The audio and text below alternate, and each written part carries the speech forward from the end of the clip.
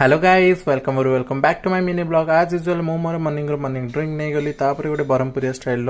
breakfast करी घुगनी चटनी बरा उपमा ये सब पूरी तापर मु बाहरी गली टिके बाहर को किछटा काम थिला काम सब कंप्लीट करवार थिला तो ताकू सब सारिक आसला भितर मोर गोटे पार्सल पळे आसथिला इंस्टामार्ट रो किछटा चीज ये सब मु ऑर्डर करथि बेले बेले खाया को इच्छा हुए तापर मु एठी लंच रो प्रिपरेशन स्टार्ट करथि राग राग वाला पटल आलू भजा और ऑमलेट भात डाली मते ऑमलेट थिले ना बहुत ही बढ़िया लगे भात डाली साइड रे कहीं यहाँ मोर छोट बड़ू फेवरेट खाଇବା मते बहुत पसंद है खाइबाटा ऑमलेट और भात डाली ताको खाई पी सारा पर इवनिंग होता इवनिंग रे मते बिलेई कॉल कल चल टे कुआडे बुली जावा तो आपण मैंने आपको जानते मो सांग ये भी ब्लॉगिंग वगैरह करे तो आम जाइलु जागमरे थिबा street style something food court ता ना तो सेठी किछटा खाइबा पीबा एमती ऑर्डर करथुल ढेर सारा किछटा भलो थिला किछटा नॉर्मल थिला किछटा एवरेज थिला एमती ही थिला तापरे किछटा हमें फोटो